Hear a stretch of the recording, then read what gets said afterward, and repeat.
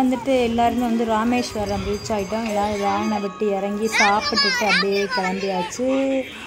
அப்படியே சரி இப்போ வேன்லேருந்து இப்போ ராமேஸ்வரம் கோவில் கடலுக்கு வந்து நடந்து தான் போகணும். கடலுக்கு ரீச் ஆயாச்சு எல்லோரும்.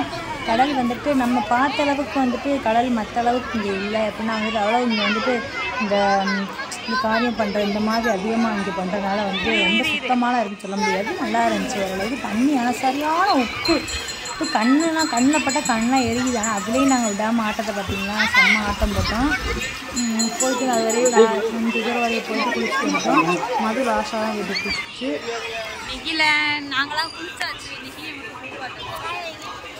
இங்கே ஒரு ஆள் வந்திருக்காங்க பாருங்க. காசை இதில் பேண்ட்டில் வச்ச நினப்பு இல்லாமல் அப்படியே தண்ணிக்குள்ளே இறங்கிட்டாங்க. இங்கே காய வைக்கிறதுக்கு ஒரு ஆள் இங்கே வேறு.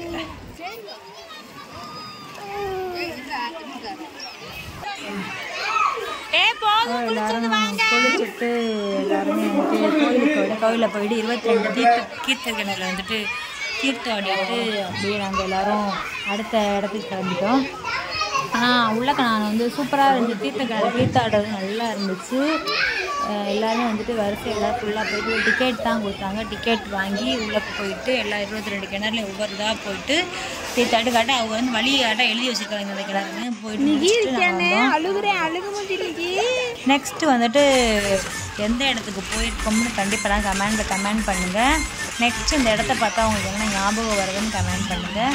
நாங்கள் அந்த ராமேஸ்வரம் கோவில் முடிச்சு நெக்ஸ்ட்டு இந்த இடத்துக்கு போனோம். இந்த இடம் யார் யார் போயிருக்கா என்ன இடம் கமெண்டில் வந்து கண்டிப்பாக சொல்லுங்கள். பாப்பா எத்தனை போயிருக்கீங்கன்னு பார்க்கலாம். நாங்கள் ஆனால் போனது ஃபஸ்ட் டைம். பாய்.